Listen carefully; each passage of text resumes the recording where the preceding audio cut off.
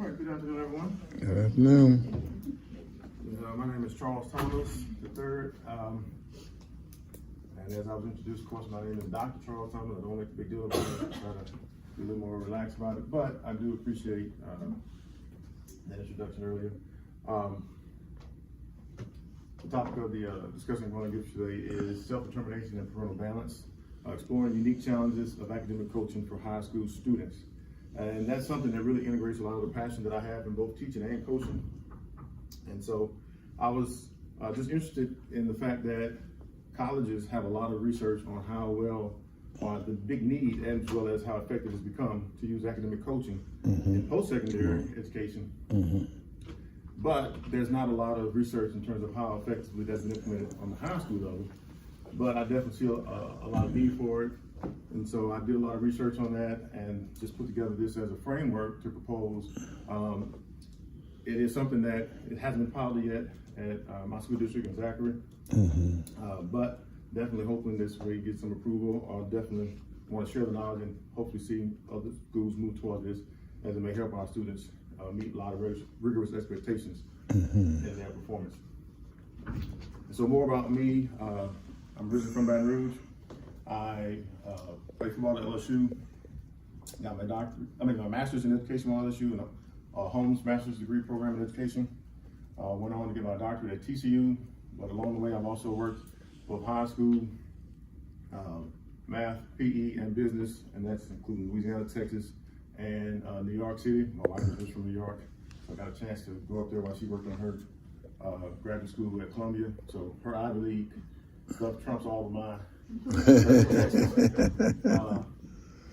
also got to work as a graduate assistant, worked in some nonprofit managing counseling and adult education programs, as well as consulting and parent advocacy in Louisiana for various education initiatives. You're welcome.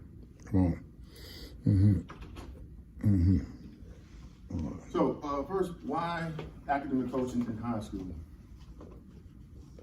Of course, not a lot of citations are needed for these concerns we have in secondary education.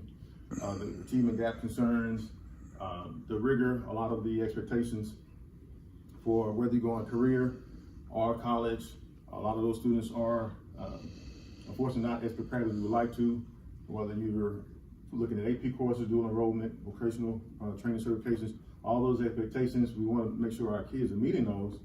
And then also a lot of the hard to research things, we know there's a lot of finger pointing as well between teachers, parents, school district leaders, a lot of those narratives as to who's really at fault, is the teacher's fault, student responsibility, all those things. And at the end of the day, there is a certain self-responsibility we want our students to be focused on, as well as all the other stakeholders that have their parts to play and meet those responsibilities for our students as well.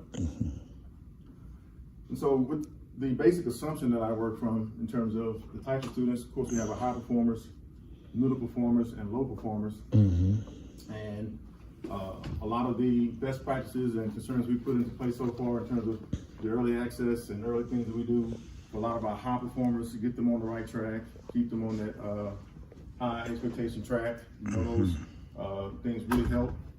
A lot of our middle performers, and trust me, as a parent, I know I have a couple that I know the potential is there. I tell them all the time, you can make straight A's when you get your mind ready to, but whether they're just not really wanting to put in the effort, the discipline, to meet those expectations, we know that's a big challenge where we have the potential, but just not getting that performance out of them. And then we have our low performers, whether that's valid learning challenges that we have to face and help them meet, as well as those that are just apathetic for whatever reason, just not caring or wanting to meet those expectations for academic achievement. And so some of the literature I began to look into, of course, we know the preparation for these rigorous expectations are very important. The evidence that came out in this study, or actually this was a editorial put out by the National College Attainment Network that just identified some of the research that proved a lot of the academic support in post-secondary education that was helping from advising, but then also recommended a lot of those extra supports from coaching and counseling, a lot of the things that they were advising would help better support post-secondary students. And they also, and I have experience with this program, AVID, in terms of how a lot of those secondary training programs, everything from AVID to Upper Bound, all those things geared towards preparing students for post-secondary options and intervention was very highly noted through this literature. And so I know that this is a big part of the determination factor in terms of students really embracing those high rules expectations. Are we supporting them to really feel confident that they can meet those expectations and really go after it? Now, self-determination theory, I'll get a little bit more to that a little later, but I just want to point out here, even though the program that I noted here, AVID, is called Achievement via Individual Determination, it's not directly related to the self-determination theory I'm going to talk more about, but just that connection with helping to support students to be autonomous, the competence through structure, and their relational aspects in education, all those things align with that theory as well, even though this program doesn't directly note its connection to it. But I still thought that was a good starting point in terms of seeing some of the efforts already that are out there to use this type of motivation for our students. And so one of the concerns that I had as we began to look at those rigorous expectations is we also have tracking that it's benefit to it in terms of helping our high performers, but there's also research out there that expresses concern for how tracking can also help reinforce some negative expectations on some of our students. You know, if you're already tracked into career tracks, and are we communicating a lower expectation on those students? If those students perceive that, how does that really affect their ability to perform and achieve in their education? And so anytime we had that systemic tracking, I wanted to make sure we at least acknowledge that this can be detrimental, but we just know the benefit of it is it's not really going to go anywhere. I mean, again, as a parent, I have a high performance student, honors classes, and advanced classes that, you know, it'd be hard for you to tell me as a parent, you know, take my time out of those, or at least introduce students that aren't really prepared to meet those same expectations. And if that'll compromise that environment, you know, it's going to be hard for a lot of parents to buy into that. But at the same time, I know that we can't just not concern ourselves with those other students. And my passion as an educator, I definitely know we need to do something other than just continue what works for some and not for all. And so that's why I'm all in on academic coaching. We've got to make this work. I think academic coaching is the best way to make sure, if tracking and all the benefits with it is going to be hard to get a lot of the policymakers and parents to really buy into that, then we've got to support these middle and low performers who can achieve more with something like academic support and academic coaching. So the rest of this, well, this section was a lot of the literature. Like I said, there's a lot out there, and by the time we have, I definitely know I'm not going to be able to get deep into each piece of literature. I basically went through about 4 categories of literature that I found. A lot on professional development and the existing help for students, and a lot of the roles that we use, and basically how to help improve some of those roles. The actual research out there on the post-secondary education coaching that's existing and what's been improving. Then look more into the actual self-determination theory and how that applies to high school education. A lot of the support for students with disabilities and special needs as well. And then also, because we're dealing with high school students, they're not adults, this is kind of where we have to recognize a difference between what we can do in college and a lot of the responsibility that's been put on college students who are adults and over 18 versus our high school students who are still minors, and parental rights and parental involvement is not only expected, but, you know, definitely not going to be, can't be undermined as much as we try to increase those responsibilities and expectations for high school students as well. So this first section, again, we have a lot of research on how to improve the current roles that we have for support staff and academics. A lot of the current literature really focuses on coaching teacher effectiveness, which a lot of that I think can have some applications to how we can improve coaching students on their academics as well, because a lot of the support, even though it's geared to our teachers, it still pulls from a lot of the same principles and research in terms of effective coaching in general. So I knew that was also beneficial to this, to just consider that there is a lot of coaching now in K-12, but again, specifically more focused on teacher effectiveness and various initiatives, whether that's elementary literature, there's PBI's management study in terms of improving that with elementary kids, and the effectiveness of teachers to implement those PBIS strategies. And then also, they emphasize the distinction between coaching, mentoring, and counseling roles, where from the counseling side of things, there's more diagnostic, the retrospective entry that you want students to go through to help benefit that improvement of whatever those concerns that have been made from counseling standpoint. Mentoring, which is more of an informal, long-term, where the expertise of the mentor is emphasized. So that's why we see that a lot more with professional development, where it's not as structured. The expertise of the person you get mentored by is what you're really kind of connected to, and them just in a more loose way, helping you to improve. And then coaching actually goes to more of a short-term form effort that's more performance-driven. Of course, we have what you can learn, but then actually getting performance and achieving a specific goal or an outcome. And that's, again, a lot of the connection what we understand with sports is how you get to a specific outcome. Of course, where it's to win, just some stats or whatever it is. Just that kind of dynamic in whether it's career development or, as we like to look at for our high school students, academic achievement. And again, just more structure around how we get to those outcomes as well. And so this study was interesting to me in that already in the UK, there is a big concern about the academic coach role that exists, but it was more of a paraprofessional level. Not a lot of support behind it from a policy standpoint. So a lot of the academic coaches began to kind of just fill in those needs that they saw, that it really wasn't as effective just trying to teach to the test to get the test scores up as a lot of the folks that put money behind it initially wanted out of those paraprofessional roles. And so with all those other underlying needs that need to be addressed, there just began to be a call for more structure and respect for that role from a professional standpoint. And so I think that's a good study to kind of pull from as well, just understanding the opportunity to really professionalize academic coaching because of a lot of the roles and the insight that has to really be applied on a deeper level to really make sure kids can get to the level we want them to get to. Now, there was some other research in terms of current efforts in academic coaching, or not academic coaching, but coaching in general from an adult learning standpoint, which it connects to constructive development theory in terms of the different stages that we develop through.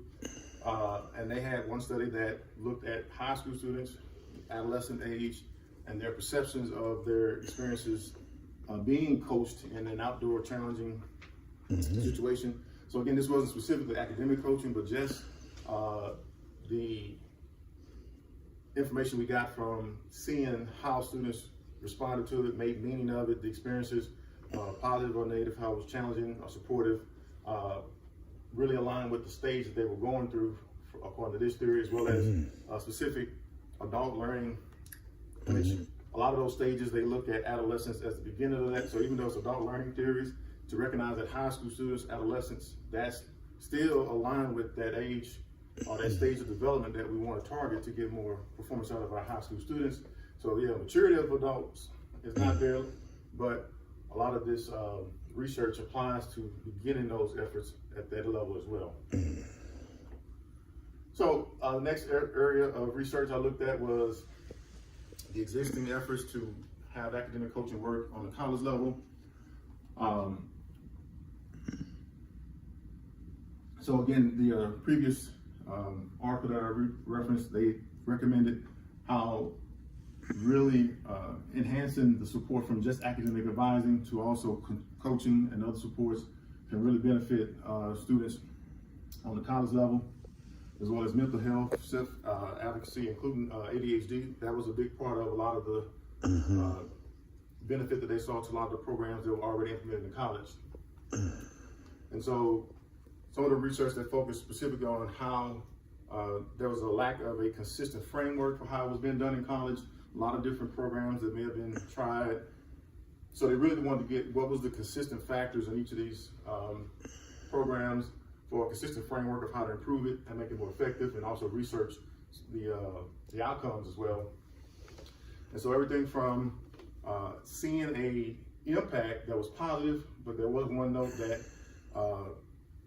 some of the students responded to an improvement based on just being put on academic probation.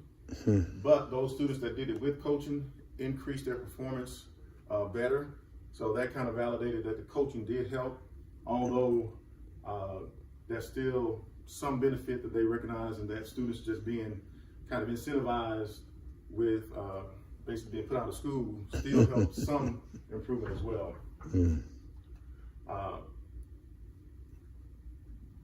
Some of the benefits and the consistency of the framework in terms of what helped, this study pointed to how the one-on-one aspect was one of the bigger features that really a lot of the students responded to. So of all the good things that happened in this, that's what really reinforced the need for the one-on-one connection that a lot of students were responding to in these efforts as well. And these are just particular studies that looked at specific skills or specific types of students, ranging from math students, nursing students needing math support, medical students. And so just a lot of the different studies, online graduate students that had different components of how the coaching helped these different populations of students. The voluntary nature of it was also a benefit, that students that were forced to in that controlled motivation environment did not respond as well to those that did it more voluntarily, and really supported the autonomy that they ultimately need to embrace as a part of self-determination.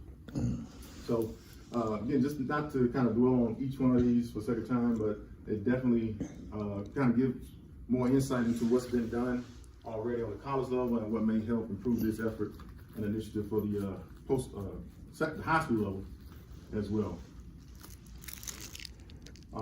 This is the roles, just kind of distinguishing between those support service roles, between counseling, advising, and coaching that's existing on the college level. And so a lot of the programs are already just emphasize these distinctions, where again we see coaching kind of goes more to the holistic development that we want, the co-construction, then the partnering with the students, that they feel involved and ownership of this process, and even with the meetings being more focused, kind of aligning with the coaching concerns with professional development, doing a focus time on a specific outcome or a goal. And again, that difference from advising that's more focused on degree completion and what do you have to do to navigate the different policies in your college. And of course, the counseling kind of still connects to the same mental health concerns of that medical prescriptive diagnostic kind of approach in what students are going through. So a additional component in the research that was highly noticed was the effects on metacognition, and then got into a lot of the learning theories that supported the current efforts in college. And one of the main ones was self-regulated learning, where it really emphasizes the internal process that students have to go through to make sure we get the outcomes that we want.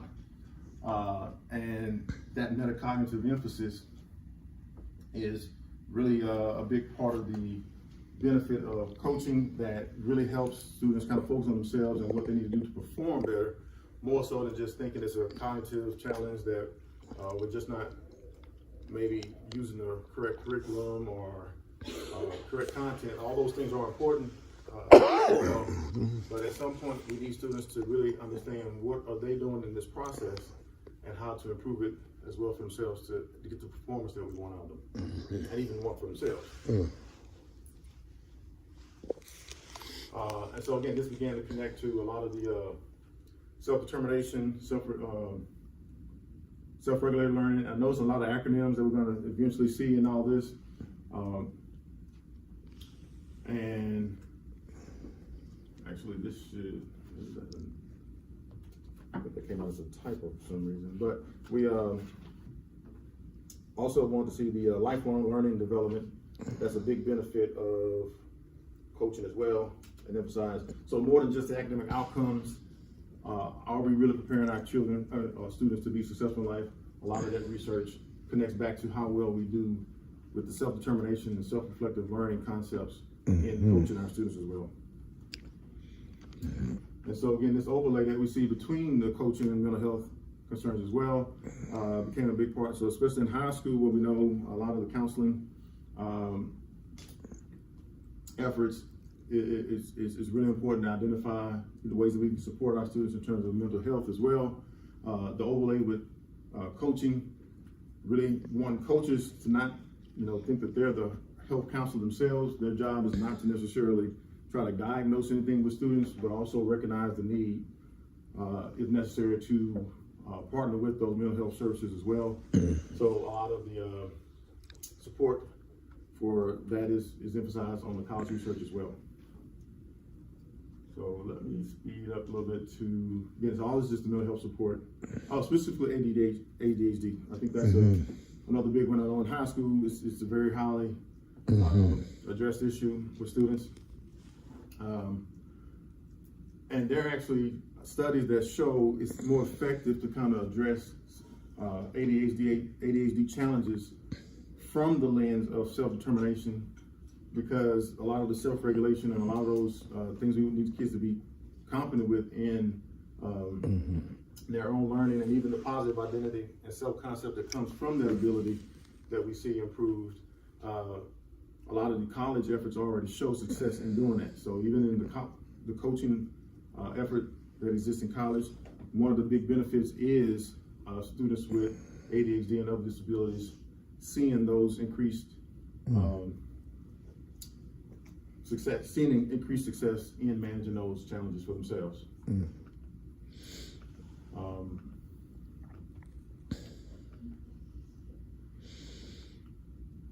So then the next section is I wanted to get more into what's being done currently at the high school level, geared around self-determination. And that's a lot of where the college emphasis has developed in terms of those types of approaches and theories.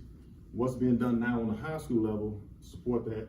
And the main thing that's been done now is called self-determination model of instruction. They're related, but there is a kind of a slight spin to the way this is approached, more so related to the 3 phases they go to develop their learning goals, develop an action plan, and then how to self-monitor that and modify as necessary. So there is an alignment with self-determination, but in terms of research out there specifically and how those have been approached in high school already, this is one of the main sources of literature that I was able to find to study that.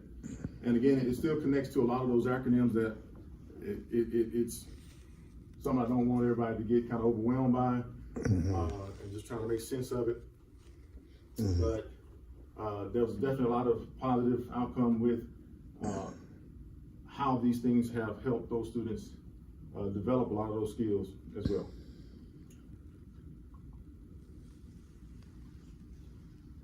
And another thing with going through the high school literature, you really just have to again begin to clarify these self-terms. Just a note, there are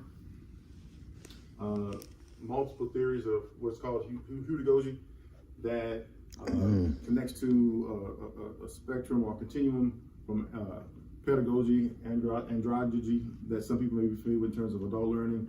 And a lot of those distinctions, it actually caused a lot of the original authors of those terms to really try to clarify them, because a lot of people begin to use them interchangeably.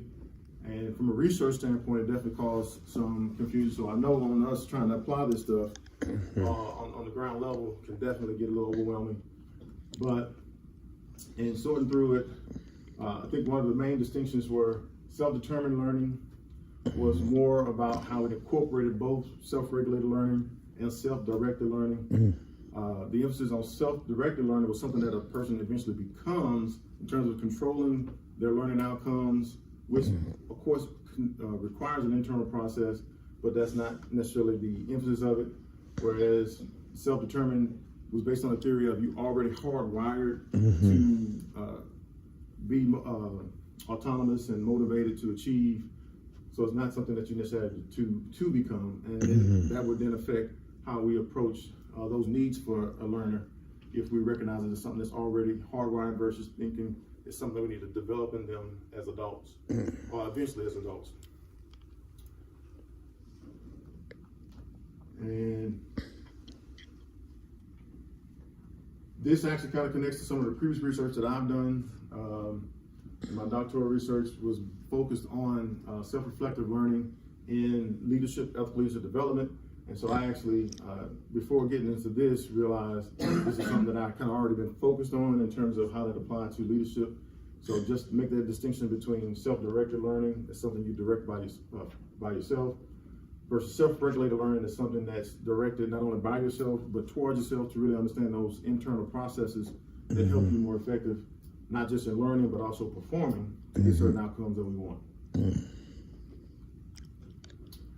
And then we also had literature that clarified the difference between those two, which actually went to a lot of the foundational texts of those with a lot of those terms. So again, that just kind of helps try to clarify a lot of that, but it is a lot out there. But in doing that, I was able to at least kind of focus on how do we begin to get teachers prepared to do this. And so this next area of research actually began to look at that. There are some studies that show the teacher's level of self-determination, according to these theories, actually had an impact on the student's perception of their help meeting various needs that they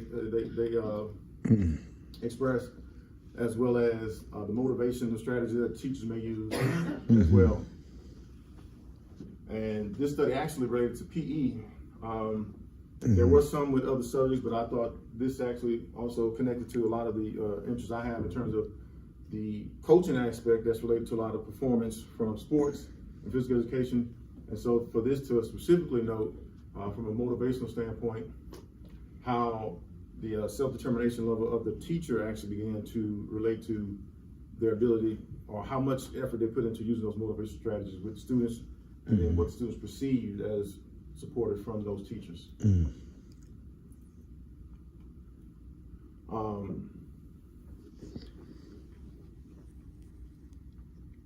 All of the different practices that we know the self-determination can foster. This one really related to how self-determination on the teacher level affected self-regulated learning specifically for students, where self-regulated learning, the emphasis there again is on the internal process that we need students to go through. And so how they apply a forethought phase to what they're getting ready to do, how they actually perform that, and then the reflective process to actually improve their performance. That's the big emphasis of self-regulated learning. And so these studies looked at how that was improved for students, connected to the motivation and determination level of the teacher to achieve those things as well.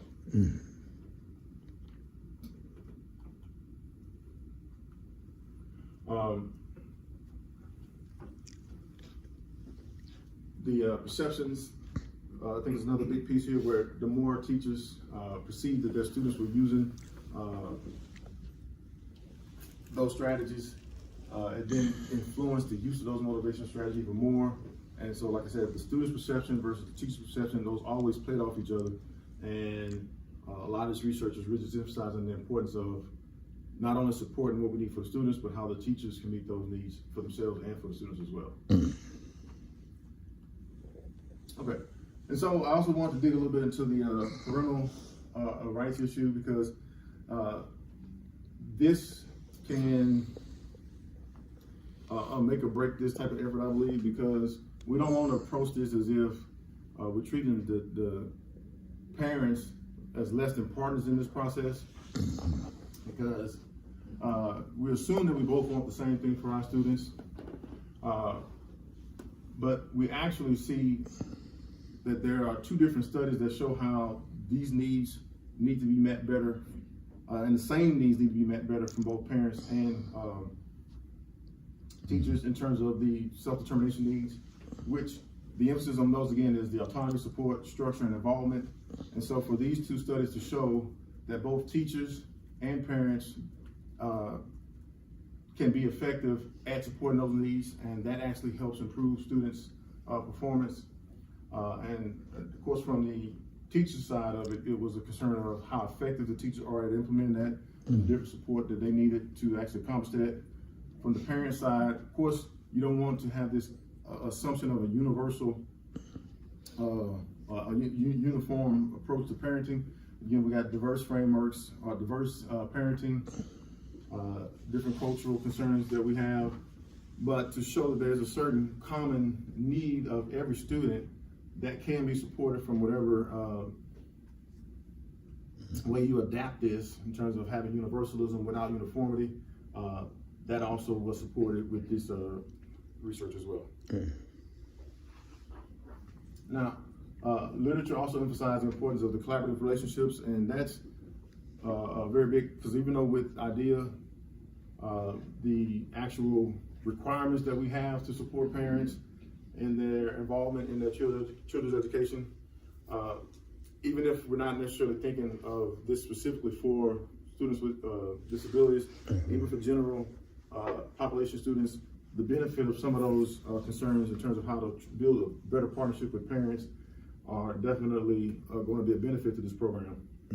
So the collaborative aspects of making sure this is built on trust, respect, and shared responsibility. You know, not that it's just something the parents are failing to do or something that the teachers are failing to do. It's both sides are responsible to meet those same needs, and challenges on either side can definitely affect the children and students negatively. So then the more collaborative we are with that shared responsibility, the more those needs can be met more effectively.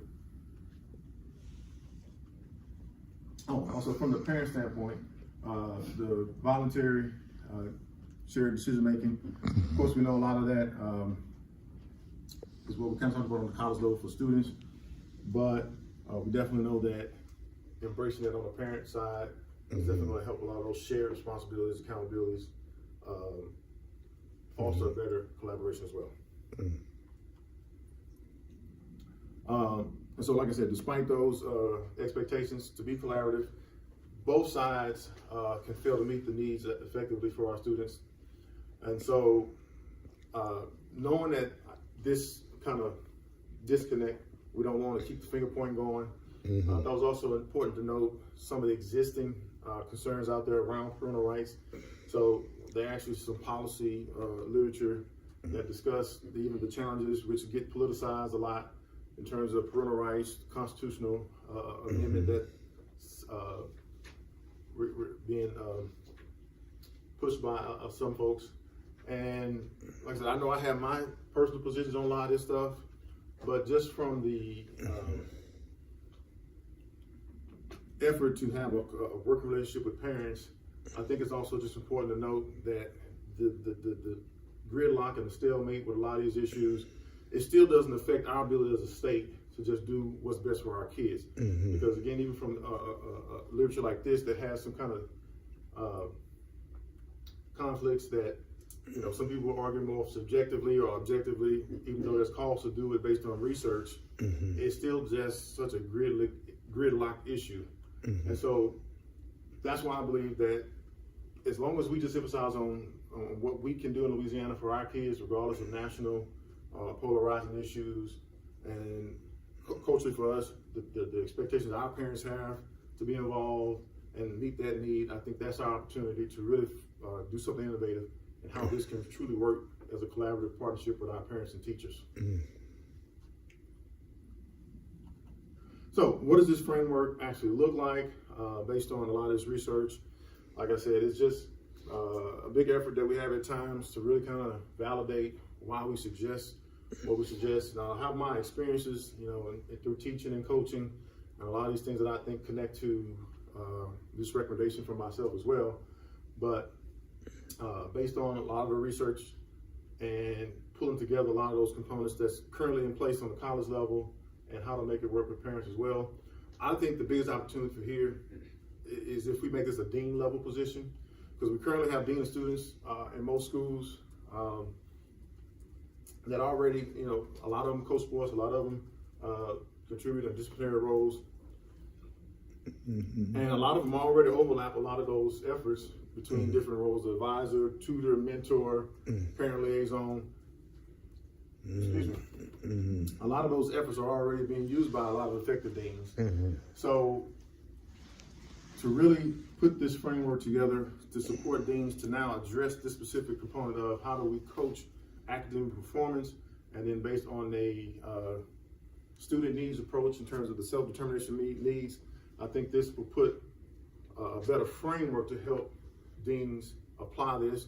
And if you're fortunate enough to work in a district that may employ more than one dean at a school, of course, then that will help, have a dedicated focus by one dean or another in terms of those roles. So if you still have one, focus more on a lot of those discipline issues, and this one more on academic, another more on the academic coaching aspect, just kind of that divide and conquer approach, I think will definitely help as well.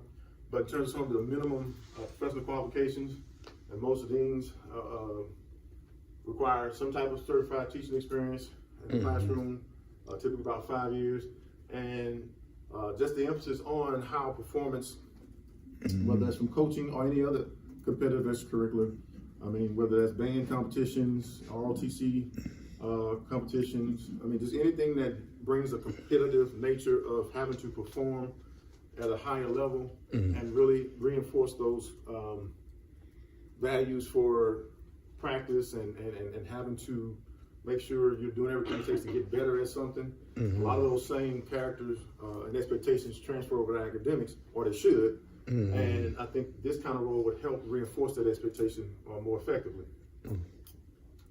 So, in terms of the essential characteristics, central role characteristics on each of the various levels of parent, student, and teacher, I think it'll help that from the teacher standpoint, you're seen as not necessarily a direct supervisor or observation. If this role is going to require you being in the classroom a little bit more so for the student. And so as much as we can emphasize student focus concerns from this role, we still want the teachers to know that someone on an administrative level being in their room is not going to be something they need to feel nervous about from a supervisor or observation level. But with the students also, to have that kind of administration level authority with students may be a benefit, because a lot of those concerns from academic coaching come from a lot of our disruptive or less engaged students that get into some minor discipline issues or even major discipline issues. So even though you want this to be distinct from deans focusing on discipline, it still at that age will help to know that this person is still on a admin level from a discipline standpoint, but really emphasizing how to use that to meet other needs for the students to be more effective in their performance academically. And then on a partnership level with the parents, like I said, a lot of good deans already do this in terms of developing good relationships with parents. So this is just again help reinforce that in terms of this position. Now, specifically in meeting those self-determination needs and the emphasis on autonomy, support, structure, and involvement that the students need to feel or at least feel supported in, that helps increase motivation and hopefully then outcomes academically. Autonomy support would definitely benefit from, like I said, the emphasis on it's not about being disciplinary, focused so much as a disciplinarian as a dean, but seeing that disruptive and off tax behaviors and those things as kind of the smoke to what's really need to be addressed in the fire of these needs. And so the self-regulated learning emphasis of the dean, really focusing on how do we get you to think and develop those goals, think about a process to get ready to perform academically, how to develop that plan and execute it, and then just be reflective in terms of monitoring that and improving it continuously. That performance of those 3 steps is what we want the dean to really focus on with these types of students, or these students in this situation. So from a structure standpoint, if we want them to really understand, here's how you be competent at a specific thing structurally, I think it helps if we can really guide them to what's the end goal in our various content area. So from modeling this,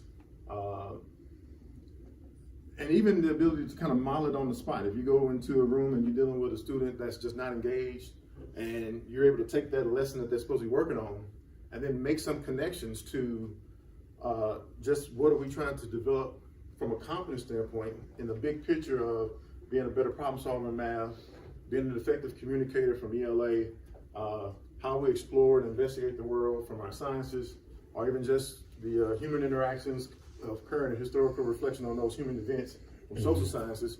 I think that will get more engagement from the students to kind of feel they can be competent at doing those things. And then also seeing a dean kind of just connect those dots right there kind of in the moment. Those things I think will really help from this type of role if the dean is able to do that, to really support those needs for that structure, and then that will boost their confidence.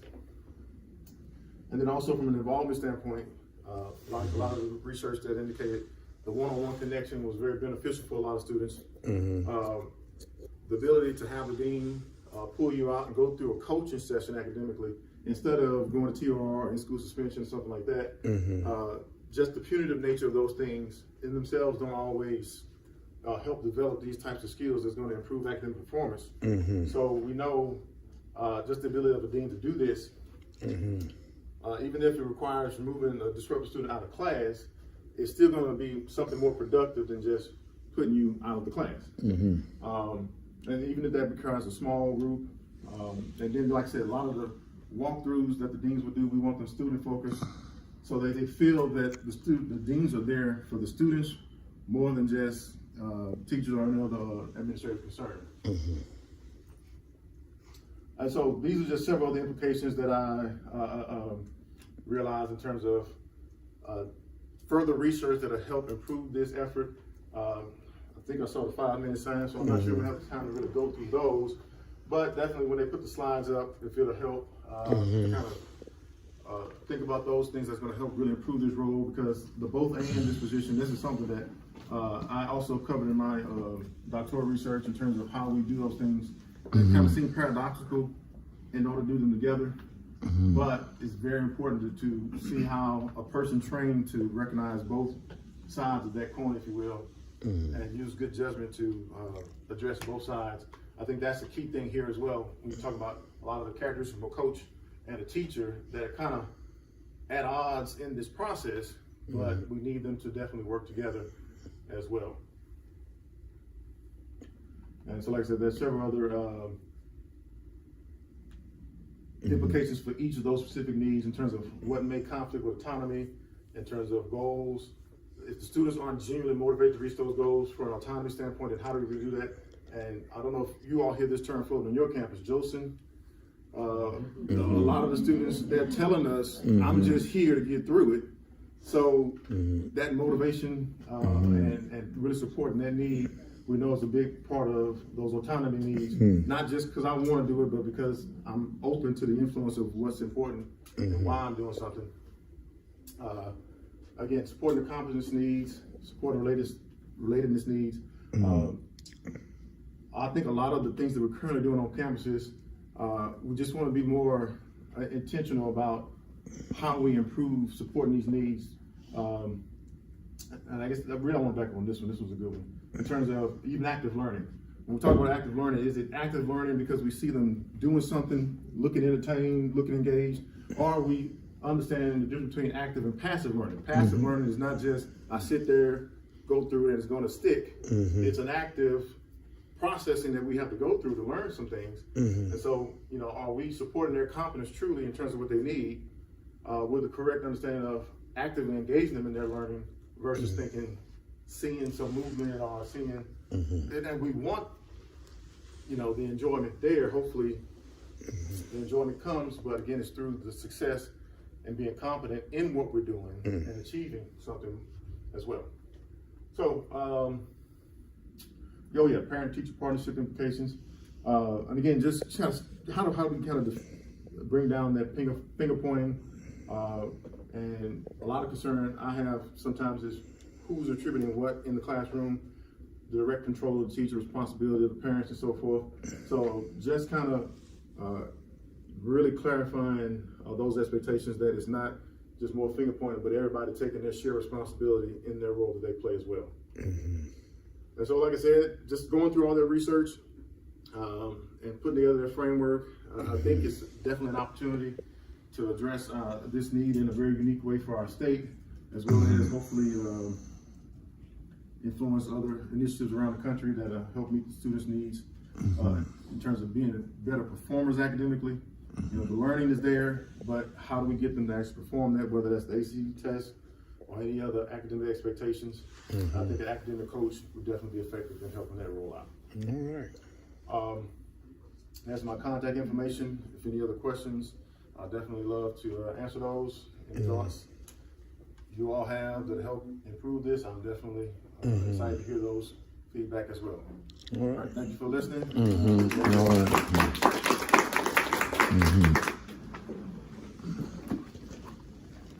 Oh, and the slides, are they still going to be uploaded? Yes. Yeah, man. I know. Yeah. Okay. I know, there's something. Thank you. I know. What school district? I'm in Washington Parish, man. Washington, okay. I'm from that. I'm from take it somewhere there.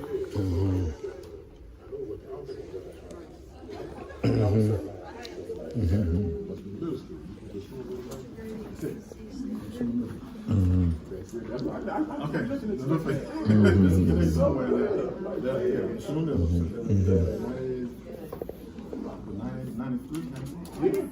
Something like that. Okay. See you again. Appreciate it. Thanks so much. Okay. No, I did. I lived in New York for 2 years. I lived in Texas for 5 years. I actually went to